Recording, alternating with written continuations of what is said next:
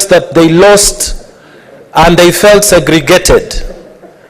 Mr. Speaker, then before the president was sworn in, they went to hold a meeting in Montgomery, Alabama, where they swore a new president in 11 states. They formed the Confederacy. Mr. Speaker, that controversy around the election of the President of the United States at that time brought about a civil war that lasted for 4 years. Over 600 people, 1,000 people died. Mr. Speaker, we are happy that in Kenya, it hasn't gone that way, that people decided to speak before it deteriorated. So, Mr. Speaker, I want to stand here and tell people matters election are very critical for the stability of the nation. And we need to handle them with care. And the critical thing I want to quote here is what President Lincoln said.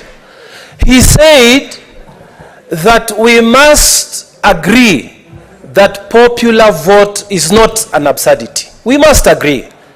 And we must settle the question that a minority that loses an election cannot at will decide to break a government that is formed by the majority.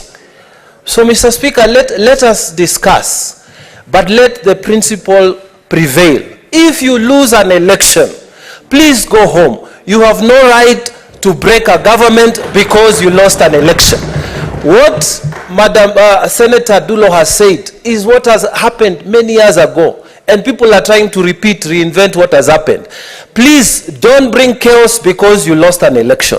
And this is the whole thing about this dialogue, is about that election. It has happened in the US and it's being repeated word for word, except we haven't gone to civil war. We are asking people to have good manners. When you go to an election, you lose an election, don't bring problems to the country. Go home. Senator Kamau Githuku.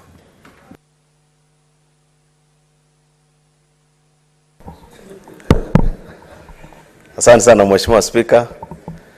Nataka niweze kuunganika pamoja na wenzangu kusupport hoja hii ambayo imeletwa na kinara walio wengi katika bunge hili la Senate, na niseme ya kwamba Mheshimiwa Spika, sisi ambao tunaosoma Biblia inasema kwamba katika kitabu cha Amos 3:3 ya kwamba wawili wasipo kukubaliana hawawezi kutembea pamoja.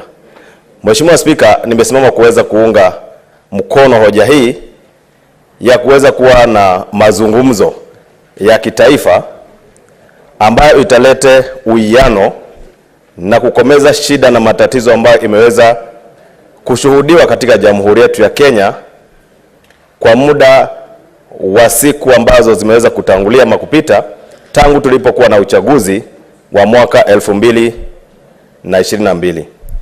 Mheshimiwa Spika, tumeona vurugu zikishuhudia katika Jamhuri yetu ya Kenya. Tumeona umwagikaji wa damu. Tumeona pia vile vile uharibifu wa mali katika Jamhuri yetu ya Kenya. Mheshimiwa Spika, jambo hili ni jambo ambalo kama kiongozi lilaani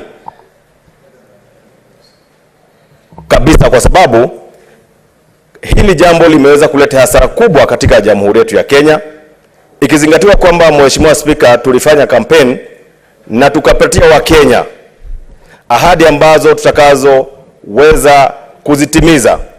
Na Mheshimiwa Spika, ukiwa na mambo ambayo ni ya vurugu, umwagikaji wa damu na uharibifu wa mali, unakuta kwamba kiongozi ambaye aliyechaguliwa hawezi kuchukua fursa ya kuongoza